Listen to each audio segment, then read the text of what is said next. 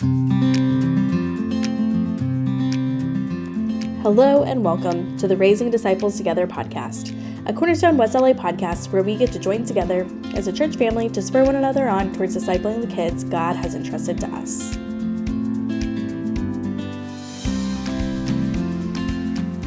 Welcome everyone to another episode of the Raising Disciples podcast. My name is Jeremy Nidage and my co-host is Allison King. And today our episode is discussing the importance of prioritizing discipleship in the midst of busy schedules and extracurricular activities. We have two very distinguished guests with us today who are ready and willing to share what God has taught them through walking through this themselves. First, I would like to introduce Stephanie Moss. Hi, guys. And Reggie Austin. Hello, hello. And if you guys wouldn't mind, maybe Steph, you could start just sharing a little bit about who you are, what your role here is at the church, and a little bit about your family, what you guys are involved in. Yeah. I have to lighten up a little bit first. The reason why you said distinguished is because Reggie's in a suit. Really, let's be honest. And that is true. And the note is, why isn't anyone else dressed up? This is a podcast, okay? Well, and I love that it's on busyness and we're like, I'm coming for my audition. I'm coming for my doctor. We're both late. Just to let our listeners know, this is the fourth time of us attempting to record this podcast. I mean, to get this on the calendar. So we're nailing it, has guys. been. So guys, get ready. We have got this down pat. Okay, so I'm Steph Moss. I'm married to John Moss, and we've been married. This year will be our 20-year wedding anniversary, and we have two daughters. Wesley's almost 14. Josie is almost 8, and we unwisely added a mini golden doodle to our family. He's a year and a half, Carmelo. Anyways, we've been attending Cornerstone about 20 years. I guess just to kind of give a quick, how busy are we? So we're part of a discipleship community. John leads a life group. He's, volunteers on the AV team.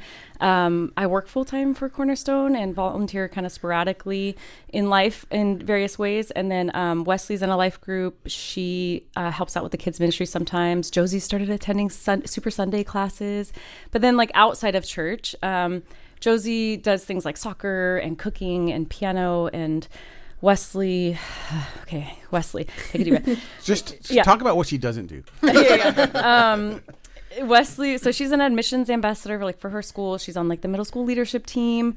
She's done clubs like Black Student Union and choir, and I think sports broadcasting. The things that kind of takes up the majority of her time is sports in general. So she primarily does volleyball, soccer, track, and softball. Those are her school sports. And then she also plays club soccer year round.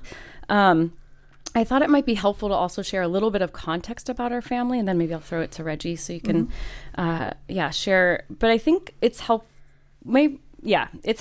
maybe to note our dynamic. So I am personally extremely extroverted and energized by people and newness and new things. Some of that is my personality, how God made me. Some of that is my ADHD. It leads me to be very impulsive and overcommitted. And then I have these big shifts in my energy capacity. So John, on the other hand, he's very introverted. He thinks before he speaks or decides anything. He's loyal. He's hardworking. He's very steady capacity. But what that does is if we're overcommitted in our family, what it's led to over the years is we are going to follow through because, these dynamics are even if I've overcommitted, John's yeah, but we're loyal, so we're going to do it, right? And then you add to that, we have a kid, Wesley, who she loves, the way she's wired is she loves to try and do everything and anything all the time. And then Josie, actually, I think somewhat being a COVID baby, but it could also just be her wiring, but she really prefers to do less. But because Wesley was the first kid and the way we are, I think she often just kind of follows in the footsteps and ends up getting busier than maybe she would want. But I feel what this dynamic causes is we're a super busy family who thinks they can do it all, who wants to do it all. And I feel really when they asked us to be on this podcast, I was no, because I'm not doing this well. But, it's mostly because our life is filled with noise, and we're not, if anybody that in the church listening to this knows us, they're like, wait, the Mosses? Like their busyness is like on level 10, 11. But what it is I started thinking, and I was like, you know what? I guess we do have a lot of experience with managing kind of time and external priorities and then have wrestled a lot with what does discipleship look through that. So I'm happy to be here. I just wanted to give the caveat that I'm not I'm not at an expert level, but please learn from all my mistakes. And Reggie, you're next. Do nothing that I say in this podcast at all. Hi. My name is Reggie Austin. I have been at this church about as long as Steph has. We met the Mosses when we first got here. This is like 2006, I think, or when we first got here, something like that. So it has been a hot minute. I'm married to Nicole. We've been married for 23 years. So we have 3 kids. Adina is 16, Maya is 14, Sam is 11. What we do here, lots of stuff. I'm a pastor here. Hi, maybe you didn't know that. That's me. One of the pastors here at the church. I used to be on staff also, but I'm not now. Nicole used to be on staff. It's complicated. She was on staff and then she stopped, and now she's back again because the Vaughns had a baby. Ugh, selfish. So she's covering for her. So she's back on staff now. But we've been involved with the church and the life of the church for a long time. We were community group leaders. Adina now volunteers with the kids. Actually, so does Maya. They both do that. Sam has given himself a job of collecting communion cups after we take communion. So faithful. That is it. He treats that seriously. He does. Like, I need to do this. Like, son, we actually have to go. It's like, I have to get the cup. It's great. Love that. Love it. So we're, it's so should I leave my communion cups now, or is this you should okay. You should like get a bell or something and fetch him. Got it. Like, Sam, come, take my cup, please. But no, so I feel like the kids are involved in serving. We're involved with lots of things, and then also outside of church, Taekwondo and theater and rock climbing for a little while, and like there's all sorts of stuff or whatever. But it's funny, like as I'm listening to Steph, talk and say all this stuff about her family and everything, and realizing that, like, same thing for us. We're juggling lots of things. Like for a second, I put on the ears of someone else listening, like listening right now and just being like, yo, like what, like we are messing this up. We don't have our kids in enough. And it's just like, I think there's this sense a lot of times with families in different stages of life, or maybe even just through all of it, of just like this desire to like do more. Like I should be doing, I need to be. And it's just like, careful. I guess my heart is going to you now, listener, who's discouraged by all of this like activity and busyness, and thinking that like you're somehow doing it wrong if you're not super busy all the time, and that is decidedly not the case at all. There's one thing we should be focusing on, and that is Christ and his kingdom, and that manifests itself in different ways. But like I don't know. I just didn't want people to feel like, I hadn't even thought that. We like started off with being like, here's all the things we do, and then a listener being like, wow, we're not doing enough. The opposite of what this podcast. Well, I think that's actually a decent representation of where we live, right? Yeah. That's the pressure that a lot of people feel, is these are all the things that we're doing. And that's the purpose of this podcast. Maybe not everyone listening is feeling that pressure, and that's a good thing. But for the listener that is feeling that pressure, for sure. What does it look like to be a faithful member of your church? What does it look like to be actively discipling your children in your home, and be a part of the city, right? We're also called to be a part of the city. So that kind of launches into the first question I want to hear from you guys, which is, over the years, so you can kind of take this as if you want to answer now, or if you want to answer in a previous season where maybe things weren't as polished, but how have you found extracurricular activities to be a partner with discipleship in the home, as opposed to competing with discipleship in the home? You want to go first, Steph? If you're ready. I think when I hear this question, I think of it more globally, in the sense of it's not like specifically how does Taekwondo or theater or whatever work together with. Instead it's what mindset should one have going into, like, oh, I have kids and oh, they're doing things and they have interests and hobbies and whatever, that what do I do with that? Like, just at a super basic level, like, what do I do with that? And extracurricular activities are good. Like, please don't hear me say that, like, center, like, the only extracurricular activity is church. Reading your Bible. More church and reading your Bible. It's like, no. It's like, if your kid plays baseball, that's great. If they love, to dance, like, wonderful. Like, it's not a knock on not, traditional or obvious spiritual things. But there is a balance. So it's a matter of how do you view those things? What are you looking to do with them or get out of them?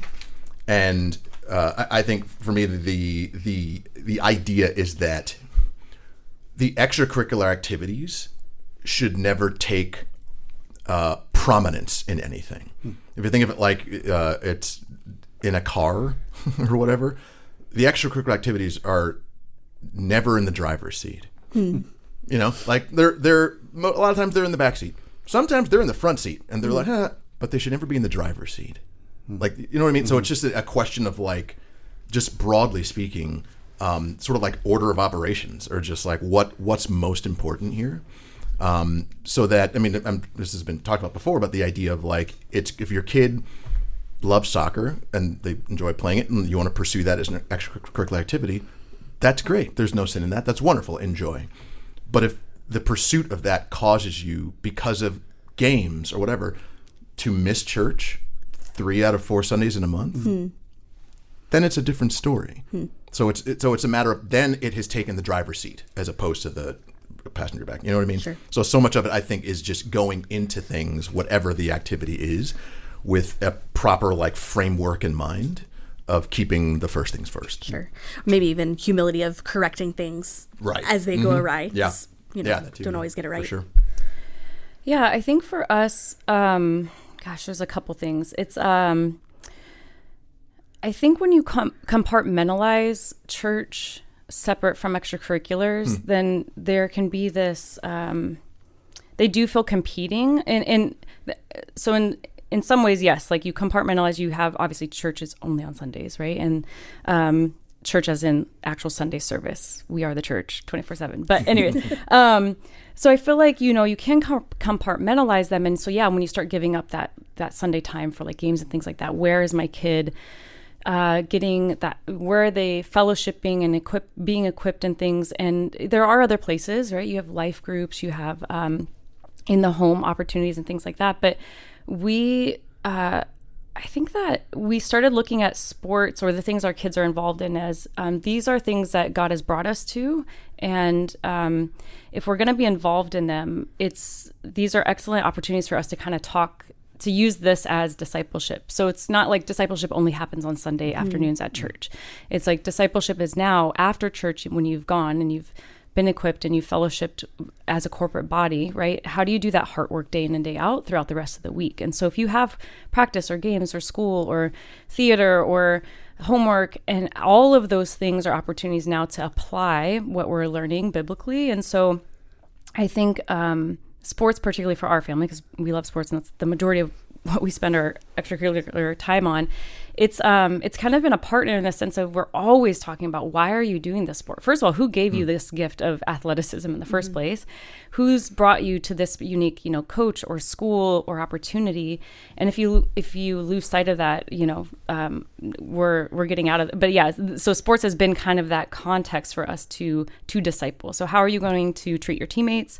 How are you going to steward your gifts? How are you going to honor the Lord and glorify him through your actions with the ref or your coach or your teammates or your words on the sideline, or even just like in your work ethic? And so, and that when things don't go your way, right, it's not in the wins, but it's also in the losses and how you handle those and where's your identity lies. So I think that's the biggest thing we've learned, is that it's not in competition necessarily, in the sense of, because if it's not compartmentalized, right? it's actually everything we do is discipleship. So, but I have been really challenged by Cornerstone, particularly and uniquely through Jeremy, to really prioritize gathering, for church to be the priority. And so, because it's so easy to start to let that stuff slip away, and we're totally guilty of it. We had some seasons where it's like it creeps up on you faster than you realize. We didn't want church to go away, but all of a sudden we're saying yes to tournaments, and we're saying yes to this, and we're like, okay, we can fit church in and then go run to a tournament after. And I think through hearing why, other people seeing us kind of juggle too much and kind of asking, is this the best way? We realize, wow, we hadn't really even thought about how we're using our time and how are we prioritizing, kind of crept up on us. And so what it's led us to is really just basically prioritizing the church time as much as we can, first and foremost. And if we're going to do something where we travel for sports, we try to make it like, well, this is like a family activity that we're doing together, and really trying to be intentional with who we interact with and how we go about those times. But it's all of our extracurriculars are definitely an opportunity to disciple, but it's hard not to let it creep in on that other stuff. So yeah, I think what I'm hearing you guys say is, if I could kind of even sum it up in 2 key points, is one, there comes this idea of prioritizing faith, church, our relationship with the Lord, but also including extracurriculars as part of normal life. Like everybody has extracurriculars, but it's just a matter of prioritizing. And then also with those extracurriculars and those other opportunities, it's learning how to use those opportunities as God-given opportunities, not just to go have fun or those things. You should go have fun, but it's being intentional about using the opportunities that God gives us to teach our children about what He wants for them through these opportunities. And so I think that's interesting that you guys both pointed those things out. And I'm curious, when it comes to discipleship and extracurricular activities and how you juggle those things, what are some guardrails that you guys have put up in your families to ensure that, or not ensure, but to do your best to make sure that those things are happening?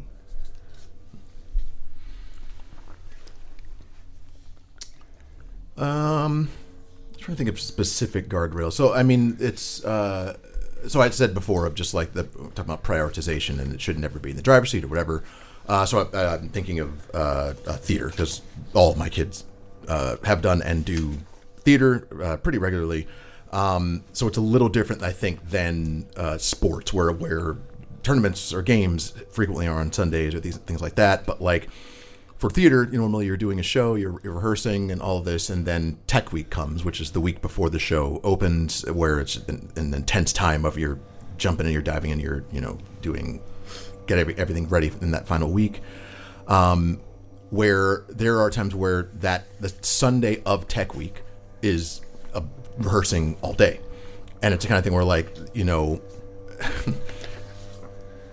in that moment, it's just like, this is a specific day that is needed, that our child is needed. So it's just like, so maybe that's a Sunday that they miss.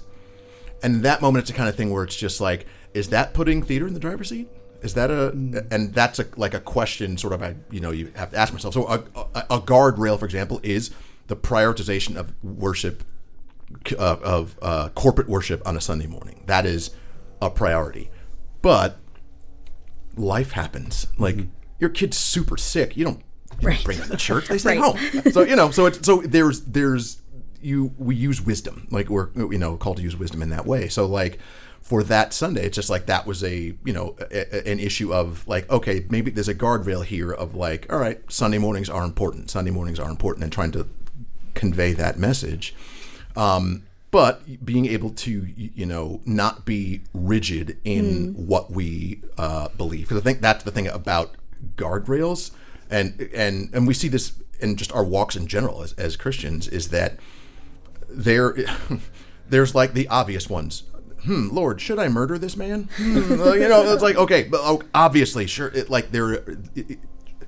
black and white issues of clear sin or not, then that's easy. But then there are many times in life where it's a wisdom issue, where it's just like, to do this or not do this, neither one is sin, but which one is better? Which one's wiser? Which would be more helpful, or whatever it might be? So for us, some of the guardrails we've set up, I think they kind of came over time. We started realizing things were slipping out from under us and we kind of needed guardrails. So some families maybe do better and they set those up at the beginning and that's just what they do. But for us, we had to kind of come into learning what they would be, which is interesting because John always shares growing up. I mean, his dad was like, if you did not finish your homework or, your chores at the house, and if you did not go to church, you could not do anything else in life that week. So, which also, can I add, you didn't mention this, but John was a collegiate athlete. Oh yeah.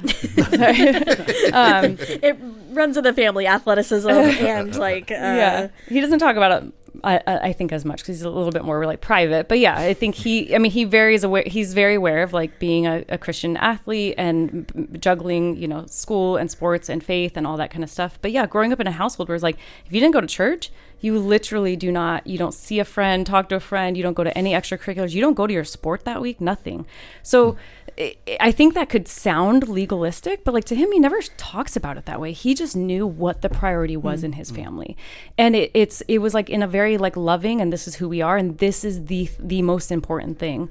And I think obviously we are in a different, that was in Detroit, Michigan, however many years ago, but I think, and then I come from a family, I was not a believer till college, and my faith in the beginning, I think was very, you go to like Athletes in Action Bible study, and it was already kind of like structured for me. And so I think coming together now in this marriage, we're figuring out, well, then you have kids and all of a sudden, everything is just taking over all the time. And so for us, one tangible one, and this is what we've been doing the last couple years, is basically saying, so on Sundays, as much as possible, I would say we're probably about like at maybe 90% now, that we will not do games or practices on Sundays. For a few reasons. One, to prioritize our kids going to actual church service with us as a family to worship together, to be able to engage in the different equipping classes like youth groups or life groups and the Super Sunday classes, and I think the hesitation, maybe this is what I want to share for people listening, is I remember at first, because we were already in, people were like, well, you already go to games on Sundays the last few years, what's changing, right? And people knew we were Christian in our context and stuff, but we basically came to our coach being like, whether it's a youth camp that she's going to miss a tournament for because, hey, we're prioritizing church over, they're thinking church camp. Like, what? She's going to go have fun instead of coming to this tournament? You know how important it is? It's like, or church on a Sunday, we have we have a big game or something. And I think what that offered us is an opportunity, one, to, disciple our children, to tell them what's most important, but two, to share with the people in our lives, like, no, we are charged with stewarding this life that God's given us as child, and her character, her faith is who she is, and it's part of what we're growing in her. And so it's an opportunity to share that with other people. And I think where I was first nervous about maybe kind of bringing this to coaches and things, of saying Wesley's not going to come if it's on a Sunday, is I didn't want to communicate that the legalistic type of view in LA to what the people in our circles. We wanted them to really see that, like, churches, we love going to church. We love our church. We love our church, our community. We love what we're learning. Our kids want to be there. We want to be there. And yes, it's scary if you're, you feel like you're going to like miss one thing and you're going to be behind forever. But I'm also like, but then who am I trusting? Am I trusting in this one game that's going to launch Wesley's, collegiate career or something? Or am I trusting in the Lord? Is one Sunday, like, missing a game gonna really like throw her whole trajectory? Is she really gonna miss out, right? But those are the messages that are going out there in the world. And we were like, the guardrails that I think the rest cohort, I didn't do it. I needed to. I literally went to the first one and was like, man, I keep missing all the rest. I should really do this. I need to do, Bye. please bring it back because I need it. But even the little bit that I learned just that first one and learning from Pastor Scott's sabbatical and stuff, it was like that helped me put up guardrails. We were like, we have to rest. Like our family was not getting rest as a family and individually. And so the guardrails of being like, that's a really tangible one for you guys to hear, is the no games on Sundays. You will see, like, yes, was it? What day is today? Monday. Oh, sorry. Yeah, Anyways, it's the day that they're listening to the podcast. Yeah, but that's what day it yeah, is. so we've had some wiggle room in that, and because it's now that we've put the guardrails in and it's in, and we've allowed some flexibility. And what's been kind of cool is our team, when we have showed up to something on a Sunday, they're like, "Wait, why aren't you at church today?" And we said, "Oh, we went this morning." And normally we try not to do 2 things in a day, but we were okay today, or we did it, or we maybe it was a special thing like a tournament or something. But it's interesting because now our team checks in on us, right? We've been in other places also, like, "Oh, are you guys going to go to church in this, in San Diego?" Or so it's allowed us to have opportunities to talk about our faith, and people really see that we're serious about it and that we love the Lord.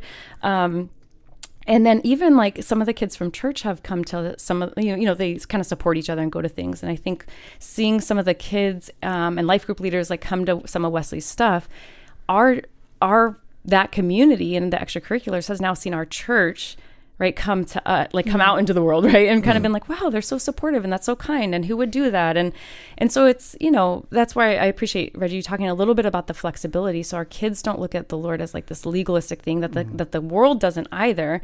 That but it can be so easy to like slip away if you don't have those guardrails. So I'm thankful for the people around us here at Cornerstone that kind of helped us put that in place. So. And John's dad. And also I think the idea of, even when you hear guardrails, I think oftentimes, even as Christians, I think just people hear it as a downer, as a just like, oh, well, that's gonna ruin my fun. That's gonna ruin my ability to enjoy and fill in the blank with whatever it is. As opposed to, it's the guard rules or the rules or the regulations, or whatever. It's those that give life. Yeah. It's those that enable you to enjoy fully. Like the example of like, if you play baseball without foul line markers, like you just hit the ball and it's just like, do I run? And it's like, I guess so. And but by having the lines there that show a ball on this side of the line is fair, ball on the other side is foul, that's restricting, right? But that restriction allows you to play the game freely. Everyone knows exactly what is expected. Everyone plays within the same framework. It's just better that way. And putting guardrails around like church is not because church is lame, but you have to do it. So, and it's just like, no, like we're trying to teach that, like, I was actually just praying with someone about this the other day, that like, we don't go to church because we have to. And that's what most of the world thinks. Yeah. And that's what, if we're being honest, that's what your kid is going to think, unless you teach him or her otherwise. Yeah. Well, and something that you pointed out, Steph, too, that I hadn't even thought about is leaving room for the church to step into your child's life. And I've witnessed this in both of your families, actually, where it probably is so unique in the city to see strangers that are not strangers, but people who are not family members showing up to a soccer game, showing up to the musical, the play that they've been rehearsing in. My husband and 2 kids are currently at a youth baseball game just because, that would be fun for my kids. And it's a 2:00 game that probably no parents are at, but like a church family is just going to show up. And the testimony that is for the rest of their life, that my church cares enough about me to step into the thing that I'm passionate about. And that only happens whenever we view church as this holistic kind of family. And that's a really unique way of bringing those 2 things together. That only happens if you're a part of extracurriculars. They're not bad, like you're saying. Yeah. They're really can be so valuable. I was going to say, who modeled that for us was Michael Sylvester. He's a supported missionary partner here at Cornerstone, but also he served Athletes in Action. He was at USC, and he does the summer Urban Project. And so that's where John and I both met each other like through Urban Project, through Athletes in Action. And Mike Sylvester kind of mentored both of us and ended up officiating our wedding. And that's how we got to Cornerstone, actually, was because when we first moved to LA, we're like, well, we'll just go to Mike's church and then we'll eventually find our own. But then we never left because it was such great teaching. But no, but I was going to just put this caveat in there. I remember when they kind of really modeled for us this idea of discipleship and what does like, being involved in like, I guess like the world and church, right? Like kind of how do you blend those together? And because if you compartmentalize it, you really don't have much time to kind of like, well, I don't have enough time to invite people to like church or Bible study or like one-on-ones. And what they would always do so well is they would just invite us to their kids' games all the time. So we'd be sitting in the stands watching their kid play t-ball or whatever. And that's where the life on life stuff, well, you start sharing about what's going on or what you're struggling with in marriage, or they can speak into you. Plus you're supporting their kid. There's just this kind of discipleship heart work stuff going on in life and in places that maybe people aren't going to step into the church, but the church stepping out. And, so that was like who modeled it for us is just kind of, we're going to make it a priority. This is just like who we are and how we live. And we're going to just invite you along for the ride, and I thought it was a really unique way to do discipleship. One thing I wanted to ask you guys about is this idea of dreams, pursuit of dreams. I know when I was in elementary school, I was dead set on the fact that I was going to become the next point guard of the Los Angeles Lakers. Here I am. Congratulations. Yes, here I am several years later. 5'7" of me, 5'8" on a good day. Just wait. Yeah. It's coming one day. Coming. It's coming. But as our kids, when our kids are younger, I feel like they have these dreams, and as they get older and they get more involved in some of these extracurriculars and grow in their skill level and in their talent and their passion for it, it also starts to provide opportunities for possible college scholarships or just other opportunities that might further them in their lives.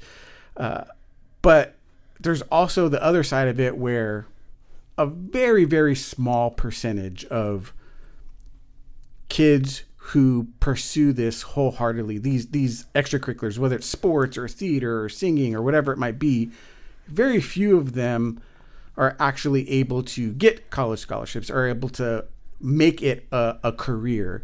And so my question is, I'm curious, how do you guys help your children to pursue their dreams while also helping them understand that there could be disappointment?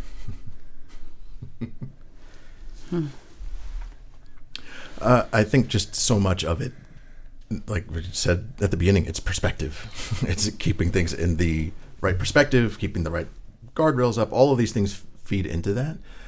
And it makes me think of Psalm 37:4. It says, "Delight yourself in the Lord, and he will give you the desires of your heart." Mm-hmm. And the real, like, basic and wrong way to view that verse is that, like, do a bunch of God stuff and he'll give you whatever you want. And it's like, that's not exactly, how that works. But I think one of the big parts of that verse is the order. The first thing you do is you delight yourself in the Lord, and then he'll give you the desires of your heart, which are the desires that you have in that moment, or the desires that you develop because you've been delighting in him. That's the way that verse works, and that's the mentality, which means if you're an athlete and you enjoy playing baseball or whatever, so you're playing baseball, you enjoy it, and great. Then you know what you should do? You should play baseball to the glory of God. And maybe, it's a little more than just playing it. Maybe you actually are objectively really good at it. Great. You know what you do then? You keep playing baseball to the glory of God. And then as you're moving up the ranks, you're doing more and more, Little League and, on up the expected path that one might take. With each new step is a validation because, like, oh, you're talented enough to do this. Oh, wonderful. Great. You know what the next step is there? play it to the glory of God. Like, and it's this sense, I think, we have in our minds this sense of like, the only right way to do it is if you make it to the top of the mountain that you think. And in reality, God doesn't call you to that. God doesn't promise you that. What he does call you to is faithfulness. The mountain's not what you think. The mountain might be much smaller. The mountain might be you play baseball all the way up through high school and you never play it again. And that was his goal for you. And what did you do from the time you started baseball to the end of high school? Did you play it to the glory of God? Did you delight in him through it all? Then when the Lord closes the door on college, then it's not crushing. Then it's not, what am I if I don't have baseball? Because that wasn't the point. The point was doing it to the glory of God. So I think that every step of the way, whether it's, athletics or theater or, anything, any extracurricular thing that your child might do, the temptation is going to be there to basically put your identity in it. And if I don't succeed to the highest level, then I've failed. And the mark and the thing that we should be focusing in on with our kids and with ourselves is to constantly remind us that the point is not making it. The point is not the highest levels of success. The point is the highest levels of faithfulness. He will give as he sees fit. You could be the next Shohei Ohtani. You could. If that is his will for you, then that's what's going to happen. But that shouldn't be the point. At every step along the way, how can I delight myself in him? How can I do this to his glory? And leave it there. And then the results will come or not. This makes me actually think about our first podcast was about prioritizing your own walk with God and parenting. And I think a lot of what you're saying really starts kind of with our perspective, our theological understanding as parents, so that we can train our children up in these ways. Because our natural bend and our kids' natural bend is not going to be that. Like, these are ways we have to specifically train our children in thinking about who God is and who God made them to be. That takes a lot of intentionality. Yeah. Well, I don't even know how to follow the sermon that was just given. It was so good. Does anybody want to come up for prayer? I know, yeah. I heard hope that Jeremy could be Shohei Ohtani. It says if God wants you to be that. That's God is sovereign. There you go. Yeah. I don't really know what more to add other than kind of everything you shared, Reggie, is what it has really looked like in our life is it's allowed this pursuit to feel so freeing, both for our kid when she finally, like when she gets it, right? It's like, it's freeing. And for us as parents too, it's freeing that like I'm sure some of you listening, your kid has something that looks special in them. They have a unique talent. All of that's from God, right? Like the gift of singing, the gift of athleticism, whatever that music, numbers, I have no idea. But I think that, it's not that there's anything wrong with that dream, because how do we know? Like, God put that desire and that dream and that pathway in their heart. It's really about like stewarding the pathway to that dream. And I think it's like also exposing them to that reality along the way. Like we kind of try to do a lot of reality checks with Wesley along the way of kind of, what it takes to achieve your dream, right? That even if God wants you to be a pro soccer player, let's say, it's not like it's just going to be handed to you and you never have to go play with the ball, right? Like, you're still going to have to go through ups and downs and hard work and training. And so it's kind of, like you said, just reframing that if this is the dream that God's given you, I'm literally going to take that home, like doing it all to the glory of God. And I think where we've seen, or where we constantly kind of talk about, I guess this is in discipleship with our kid, is like, if the activity that you're doing, if that's the idol, like, it is crushing and it is frantic and it does make you feel like you have to go pursue and do all the things to make sure they get to the dream. But how do I know that's actually the dream? Like, I can see it, right? My kid has great athleticism. Okay, I can see it. But I don't know how far he's going to take it. I don't know where or which sport, because she's got 4 of them she loves equally. It's like, well, it could be any of them. So you start to kind of wrestle with, like, it's more of a me issue as a parent. It's like, how much do I pursue or pull back, right? How much am I not supposed to have her in club soccer? Maybe she's supposed to be in club volleyball. I mean, what if I'm pouring into the wrong sport right now? And she was supposed to go pro in volleyball and not soccer. And like, man, she's so naturally fast. Should she be in track instead of, do you do it all? And do you do it all? Wait, here's what I love that you reframed for me. Do you do it all and do it all at a high level? Or do you do it all and do it for the glory of God? Do you only do half of it? And like, it's like. But I think that those questions are key, because it's the reframing that does, I think, in our minds. And again, we're talking about this for our kids. How much this is so true for us. Just like, oh man, I really want that promotion, or oh, I really want this new job, or all, like, it goes for grown-up stuff too, which is like, we all have this sense in our minds of just like, it's supposed to be blank. And the burden, the weight that is on you to make that happen is crazy. So with sports, it's just like Nikes are great. Like, that's awesome. They're shoes and whatever, but like the logo and the what is it? The phrase, the swoosh, just do it. The slogan or whatever. Like, that is killer. That'll crush you, because you see that and you see the commercials and the athletes just going at it. Da, da, da, da. Now,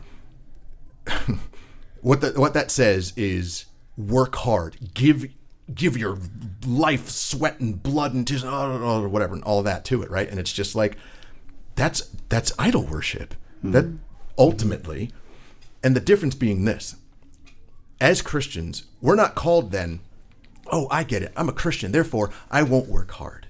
I'll work medium because I only work hard for God. And it's just like, no, that's not right either. You're don't do that. Like, what does Scripture says? It says work heartily. Like, that work from your soul. Like, work hard. But the 3 words after that, work heartily as unto the Lord. That difference means everything. So you're not working heartily in a vacuum. You're not working heartily towards a specific goal that you set, that anything short of it will fail. It's work heartily as unto the Lord, which means He sets the goal. So if you're, professional soccer player and everything up to MLS to whatever, He'll put you where He wants you. You just keep working heartily where you are. Work to the glory of God. Glory of God. Glory of God. Doesn't have a weird accent from a country I don't know. So at every moment you're working to the glory of God, and you're working heartily, and that's it. And then anything that's going to come after that, if you're going to be a professional athlete, if you're going to be a singer or dancer or whatever, the Lord will present those opportunities to you. Or as you pursue them, which is fine, if you're pursuing them with that mentality of just like, oh, I see a gift in my child and let me encourage it or whatever, and they're enjoying it and they're good at it, okay. Everything done to the glory of God. Do all things. And I think that helps. It's freeing, like you said. The burden's coming off of you, because it's just like, you can't mess it up. I think it's one of the biggest things that, like, nothing can separate it from the love of God. The Bible says, and it lists ridiculous things like height, depth, and like anything in all creation will be able to separate us, which ultimately means it is a cosmic impossibility for you to mess up your child. Amen. If He is God, if He is sovereign, He is all those things, it's impossible, because they belong to Him. You're just stewarding them. They don't belong to you. Like, that's my kid. Like, I'm letting you borrow them for a little bit before you send them off, because I have plans for them. So that means the burden that takes off of you as a parent of just like, I can't mess this up. Ultimately, I mean, we're parents, we know we can mess some stuff up, and our kids will tell you. It's just like, well, he did this and she blah blah blah, but not ultimately. Ultimately, God knows, and He's got them. So, did you have something? I was gonna say one more thing. I will say, like, as parents, it is hard, and this is where, like, wisdom, discernment, prayer, being on the same page, unity, and also, like, what are you listening to, right, to give you these messages is so key. But when you're asking about, like, how do your actions, not just words, also like help communicate the balance of how much to pursue versus how much to pull back? It's so hard because sometimes you're like, like, why are we pulling back? You have to be in tune to your kid, right? Am I noticing that my kid is starting to hate this sport, or like hate themselves, or they're so tired all the time, right? Or they're starting to feel this pressure, right? Or are doing really poorly in school? And so you're like, are we pulling back because we're pulling back because we see that their own personal priorities are slipping, or like maybe they need help reprioritizing. So it's, I think it is all about like, sometimes you don't know how much to pull back and you're trying the best you can and you'll try to kind of figure that out. And what's hard is you hear stories like a Steph Curry, right? Where you're like, he had this dream and everybody's like, yeah, right, you're too small, you're too this, you're that. And so like, how much do you pursue then? You're like, but what if what if my kid is like a Steph Curry? Like, what if I could have pushed Jeremy a little further? He's only 5'7", but come on, like, he could have, And so you start to feel this pressure too of like, okay, I'm seeing my kid maybe quit because it's getting hard. Am I supposed to push them and pursue a little more because it's like a character lesson, or it's like or am I pushing and it's because I'm trying to do more? So it is a really, it's all wisdom. Yeah, it's all wisdom,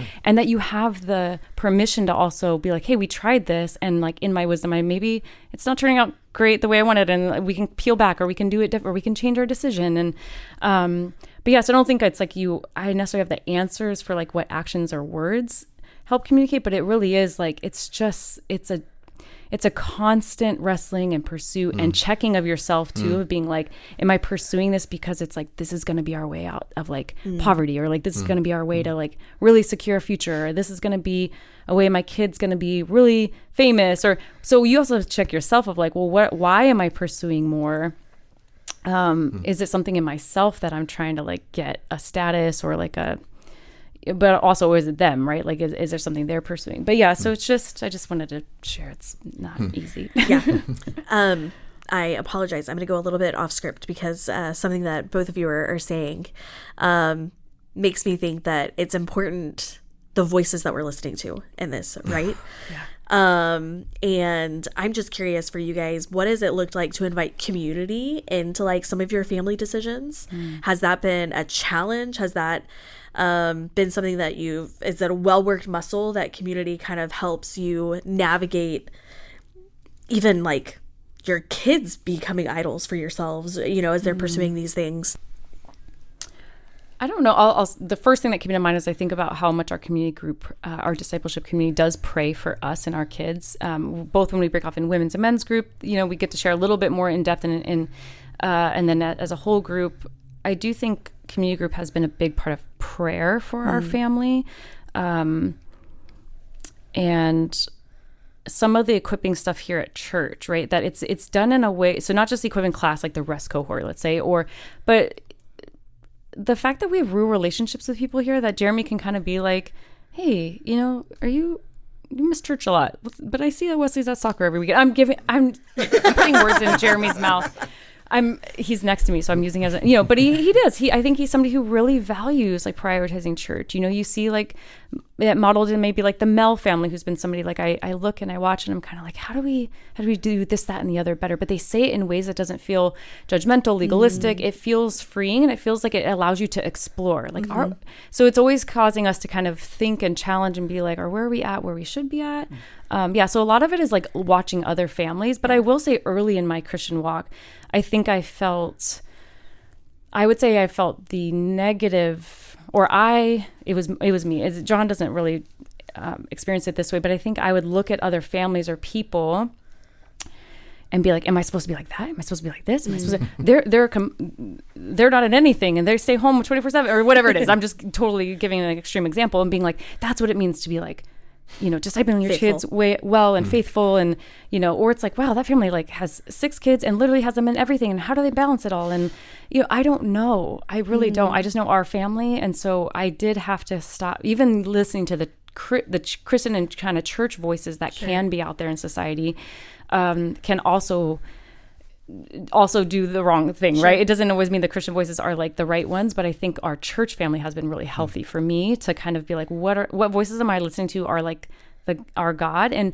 my husband has been really key in this. He listens quietly. He watches me like spiral.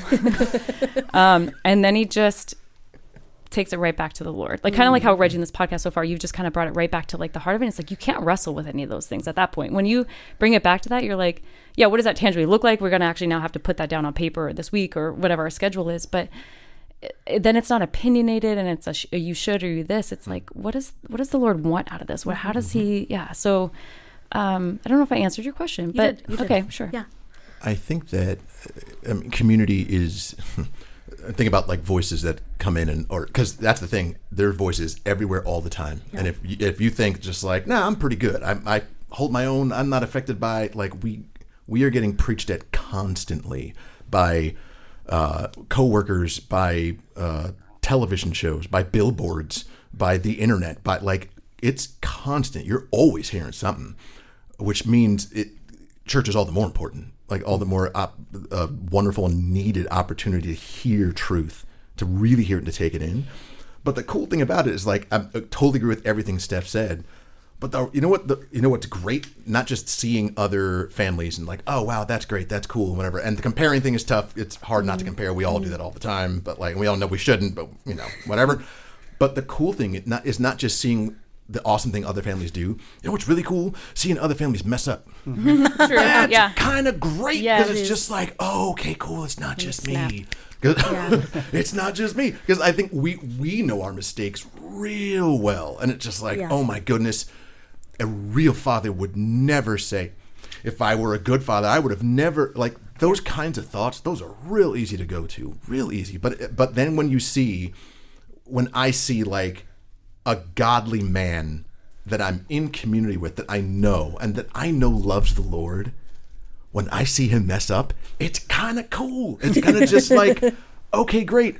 He's not perfect either. Yeah. Mm-hmm. He's seeking the Lord just like you are, and failing sometimes, and then falling on his knees, seeking forgiveness and repentance, and then continuing the good fight. And it's just so, just like, you do the same. You're in the same kind of boat. So I think even things like that are helpful, and you don't see if you're not in community through your discipleship community group, through Sunday mornings, through whatever it might be.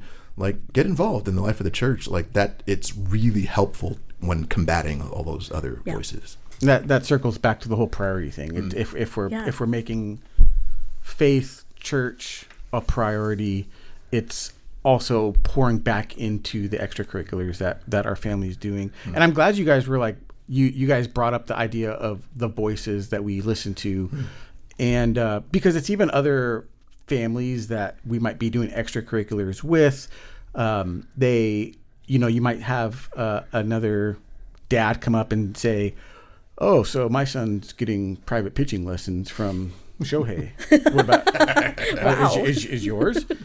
I play catch with him.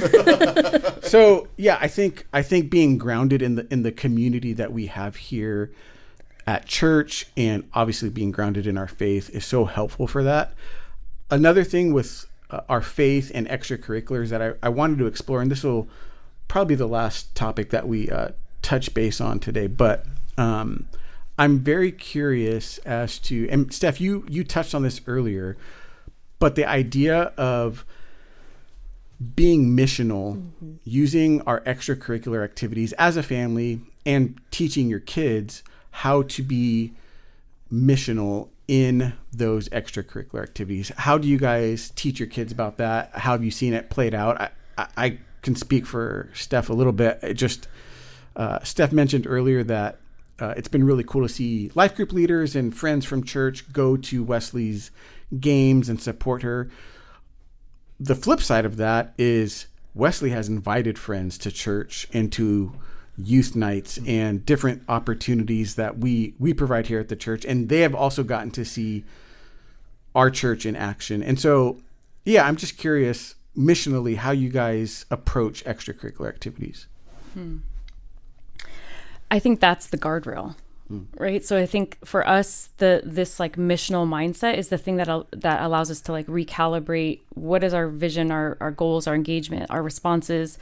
I think it's so much easier when you know what lines you have, like, or guardrails you have, which ones are solid, and like this isn't something we negotiate on or we waver in. There's maybe some guardrails or some things that are maybe a little more like fluid. But it's like trying to model that like through your language, right? So kind of like how do we talk about like before Wesley's in like a game, right? So, or even after a game, instead of talking about all the performance-based things, it's like, gosh, I'm so grateful that you have this opportunity to play this sport in like this city and this team, and like what a gift that is, right? And so language of like how we talk about even like the talent she have, it's not to like glorify her, like, wow, like that's so cool, God gave you this, you know, gift of speed or whatever that thing is. So we try to like model, like if we're getting off course, the mission is then recalibrates, like how are we talking about this sport or this extracurricular? How are we engaging in it? Are we here to like, get all the glory for ourselves and especially because parents can do that, right? You're like, everybody's saying how amazing your kid is, right? Like they're so incredible. And it's like, well, how do you turn that back to like, how do you be humble in that? And some of it is like, well, maybe it's a God-given gift, and some of it's, but yeah, like how do you engage? Because if you're there to not just, to share the gospel through like your words and actions and our mindset, right? Of like how we're going to handle losses or how we're going to handle somebody getting chosen over you. That's a big thing. It's hard when there's certain pathways like in sports, right? Like maybe different leagues or different, and some people will just church hop. Oh my goodness. They will, they'll kind of really be pursuing and chasing, like there's like these certain letters. There's like GA, there's ECNL, ECRL, there's NPL, like, and people will just constantly leave their teams trying to be like, I have to be on the one that has the 4 letters, and like, because that's the only way I'm going to make it, right? And so the mission of being like, God has us in this community, on this team, in this neighborhood, or this school for a reason. That's our mission field. And so anytime we are faced with decisions to kind of be like, should we go chase this other opportunity? Should we add another thing to our schedule? Kind of like, well, what's the mission? Because even internally as a family, what's our mission as a family? So every time we add something, or we add an extra commute or whatever that is, we're also thinking about, well, then how does that change our dynamic? Do we have any space in our home life now to cross paths? And that's actually kind of our current struggle is not having enough time to kind of go deep together at home because we're constantly splitting ways, right? And we only have 2 kids. 3, 4, 5. I don't know how people do it. But yeah, so I don't know. It's just, we try to be missional. We can't just like say the mission, right? You actually have to kind of constantly be talking about it with your kids. Like we often, I'll give you one more tangible example, because people know our faith is deeply rooted in, isn't just a thing we do, like when we're extracurricular. We've had a lot of people on our team reach out to us when they're going through really hard things and ask us to pray. And recently Wesley had a really hard thing happen with a teammate that was taken away in an ambulance. And that opportunity to be like, maybe we're here because we're supposed to, like, it's not all about like the glory, like, right, this is a horrible incident that just happened, and like, how do we like love people? How do we share how do we not also just sit and feeling like guilty that it was like your fault, right? Because there's also modeling like God's truths and how you talk about what happened, how you reach out to the family, how you pray for them. So it's just life. All this life stuff is the mission, right? And so, just getting back to like when we feel like we're off course, we can just go back to like, are we glorifying God in all that we do? I pointed at Reggie in case you couldn't see that through the podcast. My children all have quotas of people they have to bring to Christ every week. Show me your numbers. No, I think it really is. I mean, sort of just like Steph's saying, it's bringing it home. Like, what's the real point of why we're here? And so, just for an example, with Maya, she does musical theater a lot. She's done many shows, and she's. So again, we were talking about your kid, right? She's so good, and it's just like, and she is, but humble and whatever and stuff like that. And as talented as she is, as much as we want to celebrate that and foster that, it's so much more important to us. Like, where is your heart? Like, where are you in this? Like, you could end up being like a star on Broadway one day. Like, who knows? Or not. Like, but where is your heart? Like, who are so? I remember she was waiting to hear back to be whether or not she was going to be cast in a show, and it's seeing her like throughout the process of as she waits to hear, and her response of so like the cast list would come out, and it's happiness over being cast in the role that she wants, but seeing an equal amount of joy in her friends being cast in other roles. And so like they'll double cast the show, so the other person who also got the lead, like, oh yes, she's so great, and like just seeing the way of just like, okay, we're on the right track here. Like if that's going to be your mindset, if you're others focused in the moment of where selfishness is most likely to present itself, you've kicked the winning goal, or you scored the lead or whatever, or, the lead role in the show or whatever.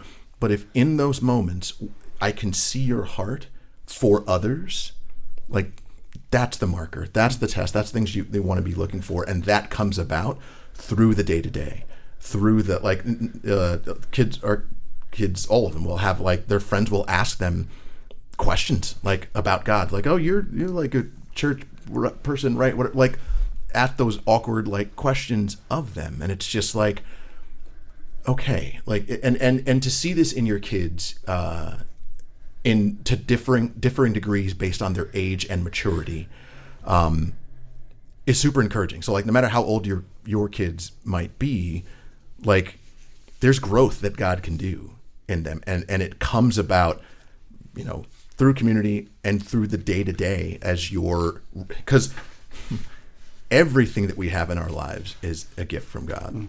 Everything, which means that all the things that we have and do in some measure should be pointing back to him.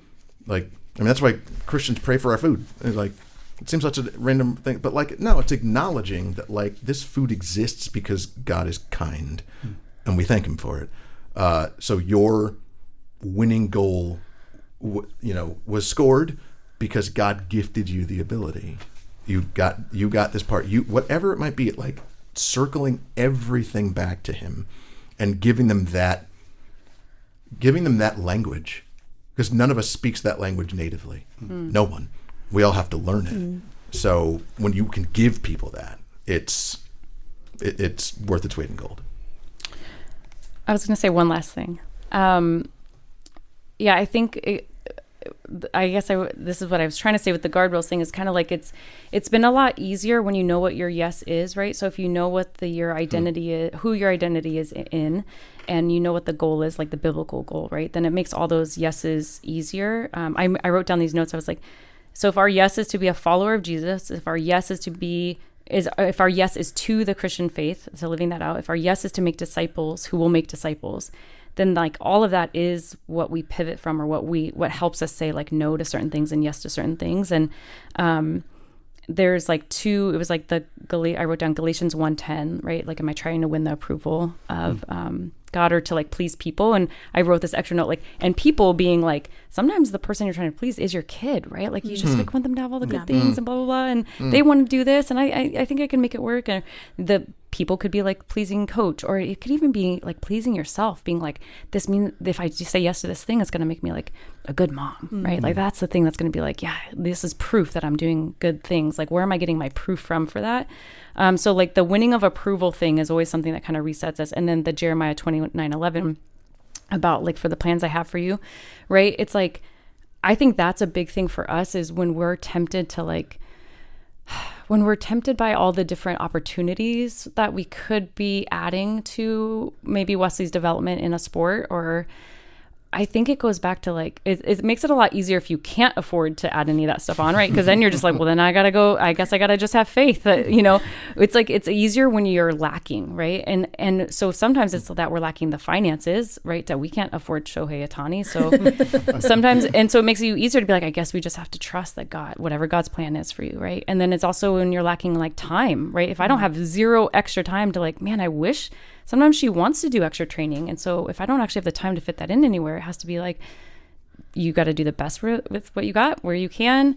And I think too, a perspective of getting the missional mindset also of like getting you outside of this bubble of West LA. Like when she got to travel to Afru and see there are people playing soccer barefoot in Crocs, like some have like one cleat on, one cleat, they didn't get a full set of cleats, and the joy with which they play, right? That it was like, what the goal in that was not to make it to be the next Messi. Like they were out there, the goal, they're having fellowship with one another. They enjoy the sport. And like, how can we as parents also make sure that when we go and we play sports with our kids or whatever, sometimes it's also to just enjoy one another, but yeah, it's like, I think ultimately when I get nervous, if I can't make the time or I don't have the money or something, or know the right people, or she's not on the right path or something, thank you, Lord, that you have given us those verses for me to just be settled and say like, God, you have plans for her. We are trying the best we can, and like just trusting. And that over and over again, I've seen Wesley this year, she had some opportunities for some things and it wasn't her timing, and she could have completely fallen apart. And she was discouraged a little bit, but she also said, I just trust God's timing. Like, and I remember feeling like, oh my goodness, okay, something's like landing. There was a seed planted and it's in there. And so, yeah, how we talk to her, right, biblically is going to then be her inner voice. And hopefully the voice that she's listening to is disappointments, but also as like maybe good things happen, right? Like, so yeah, the Bible's just so rich with rooting our family back and recentering us and being the main thing. So yeah, not doing it perfect, but yeah, guys, this has been so good. Honestly, it's been a fantastic hour for me personally, and so thank you guys for being on our podcast, and we are excited for you guys to hear this episode. So if you have any questions or want to follow up with me or Allison or Steph or Reg, like I'm going to throw them out there and say that, hey, if they would love to talk to you, if you had something that they sparked something inside of you or whatever. But we encourage you to, that's what we were talking about earlier, community and pouring into one another. And that's the whole point of this podcast. And so we encourage you to do that. And we thank you guys for listening, and we hope to see you on Sunday.